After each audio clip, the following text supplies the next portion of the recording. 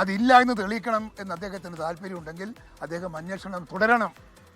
അല്ലെങ്കിൽ കേന്ദ്ര സർക്കാരിൻ്റെ അന്വേഷണം ഉണ്ടാവണം. ആ അന്വേഷണത്തിലൂടെ നിഷ്പക്ഷമായ ഒരു തീരുമാനം പുറത്തു വരണം. അതിൽ വരെ നമ്മൾ ഇവരെല്ലാം അവിശ്വാസത്തോടെ നമ്മൾ നോക്കിക്കാണും. ഇന്ന് രാഹുൽ മാങ്കൂട്ടത്തിൽ വിഷയം വീണ്ടും ചർച്ചയാക്കി. ആദ്യം തുടങ്ങിയത് KPC പ്രസിഡന്റാണ്, പിന്നീട് അത് മുഖ്യമന്ത്രി ഏറ്റുപിടിച്ചു. വളരെ ശക്തമായ ഒരു വാക്കോരിലേക്ക് രാഹുൽ മാങ്കൂട്ടത്തിൽ വിഷയം മാറുകയാണ്.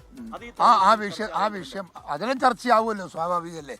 എല്ലാ രാജ്യത്തുള്ള എല്ലാ പ്രശ്നങ്ങളും ഇലക്ഷന് ചർച്ചാ വിഷയമാവുന്നുള്ള കാര്യം ഒരു സത്യമല്ലേ. ഞാനതിനെക്കുറിച്ചൊന്നും കമൻറ്റില്ല. നമുക്ക് നമ്മളെ പാർട്ടി ഒരു തീരുമാനമെടുത്തിട്ടുണ്ട്. ആ തീരുമാനത്തിൻ്റെ പിറകിൽ ഐക്യദാർഢ്യം പ്രഖ്യാപിച്ചുകൊണ്ട് ഞാൻ നിൽക്കുന്നുണ്ട്. അതിനപ്പുറത്ത് കടന്നുപോയി സംസാരിക്കാൻ അതിനെക്കുറിച്ച് താല്പര്യമില്ല. ഞങ്ങൾക്ക് തെരഞ്ഞെടുപ്പിലൊന്നും ഒരു തെളിച്ചടിയും ഇതുകൊണ്ടുണ്ടാകാൻ പോകുന്നില്ല എന്നുള്ള കാര്യം ഞങ്ങൾക്ക് 100% ഉറപ്പുണ്ട്. 100%. ഞാൻ ചോദിക്കുന്നത് ഇത് ആദ്യത്തേതാണോ? CPMൻ്റെ എത്ര നേതാക്കന്മാരുടെ ചരിത്രമുണ്ട്? എത്ര പേരുടെ പേരിൽ ആരോപണമുണ്ട്? എന്തേ അതൊന്നും പുറത്തു പറയാത്തത്?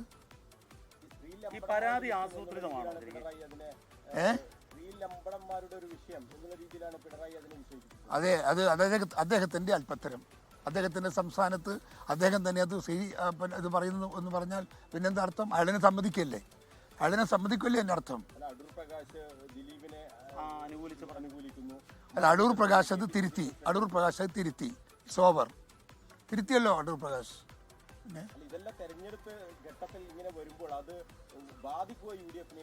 ഞങ്ങളെ ബാധിക്കില്ല.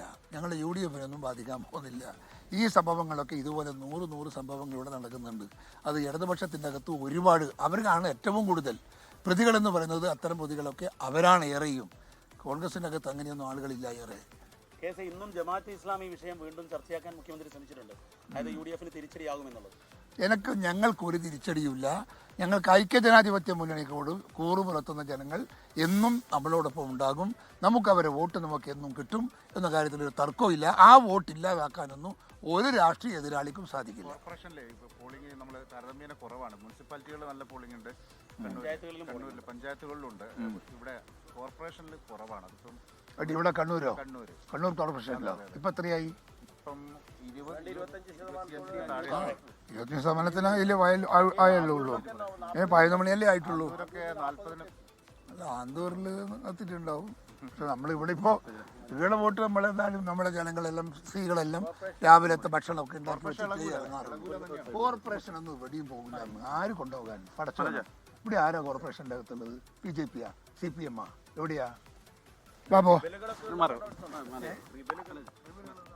മുൻ KPCC അധ്യക്ഷൻ കോൺഗ്രസിന്റെ മുതിർന്ന നേതാവ് K. സുധാകരൻ വോട്ട് ചെയ്ത ശേഷം മാധ്യമങ്ങളോട് സംസാരിക്കുകയായിരുന്നു. രാഹുൽ മാങ്കൂട്ടത്തിൽ വിഷയം അടക്കമെല്ലാം ചർച്ചയാകും, പക്ഷെ അതൊന്നും പാർട്ടിയുടെ വിജയ സാധ്യതകളെയോ ബാധിക്കാൻ പോകുന്നില്ല എന്നാണ് K. സുധാകരൻ പറഞ്ഞത്. മാത്രമല്ല, സ്ത്രീ പീഡന ലൈംഗിക ആരോപണ കേസുകളാണെങ്കിൽ അത്തരം കേസുകൾ എത്രയെണ്ണം CPMലുണ്ട് എന്നാണ് അദ്ദേഹത്തിന്റെ മറുചോദ്യം. വോട്ടിംഗ് ശതമാനത്തിൽ കുറവുണ്ടോ കണ്ണൂർ കോർപ്പറേഷനിൽ എന്ന ചോദ്യത്തിന് സമയമാകുന്നതേ ഉള്ളൂ. എല്ലാവരും എത്തി വോട്ട് രേഖപ്പെടുത്തും. കണ്ണൂർ കോർപ്പറേഷനൊന്നും ആരും കൊണ്ടുപോകാൻ പോകുന്നില്ല. CPMോ BJPക്കോ ഒന്നും ഒരു അവസരവും സാധ്യതയും ഇല്ല എന്നാണ് K. സുധാകരന്റെ പ്രതികരണം. ലോകത്തെവിടെയായാലും ഏത് സമയത്തും 24 വാർത്തകളും ഓഗ്മെന്റഡ് റിയാലിറ്റി പാക്കേജുകളും എക്സ്പ്ലെയിനറുകളും വിശദമായി കാണാൻ ഞങ്ങളുടെ YouTube ചാനൽ നിങ്ങൾക്ക് സബ്സ്ക്രൈബ് ചെയ്യാം.